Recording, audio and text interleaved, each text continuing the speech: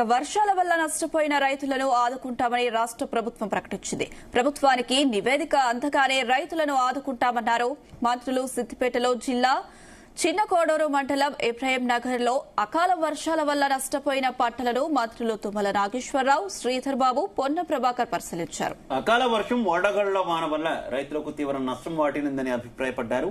ఈ సందర్భంగా రైతులను పరామర్శించి వారిని అన్ని విధాలా ఆదుకుంటామన్నారు. అధికారుల నుంచి పంట నష్టంపై నివేదిక అందిన వెంటనే నష్టపరిహారం చెల్లిస్తామన్నారు రాష్ట్ర వ్యవసాయ శాఖ మంత్రి తుమ్మల నాగేశ్వరరావు.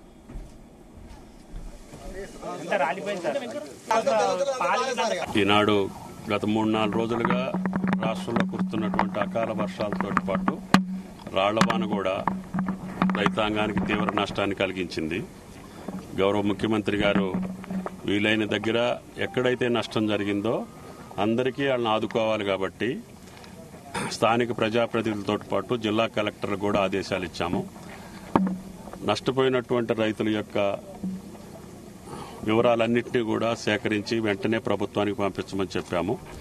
ఈ రోజుకి 24,000 ఎకరాలు సుమారు రాష్ట్ర వ్యాప్తంగా నష్టం జరిగింది. అందుట్లో పెద్ద ఎత్తున ఎక్కువ నష్టం జరిగింది సిద్దిపేట జిల్లా. అందుకని ఈరోజు సిరిసిల్ల వెళ్తా సిద్దిపేట కలెక్టర్ గారికి కూడా విజ్ఞప్తి చేశాము. మీ దగ్గర నష్టపోయినటువంటి ప్రాంతాలు కొన్ని చూద్దామని. సాయంత్రం మళ్లీ కొన్ని ప్రాంతాలు చూడటానికి ప్రయత్నం చేస్తాను. తప్పకుండా నష్టపోయినటువంటి రైతుకి ప్రభుత్వ పరంగా సహాయం అందించడానికి ముఖ్యమంత్రి గారు, కేబినెట్ కూడా నిర్ణయం తీసుకుంది.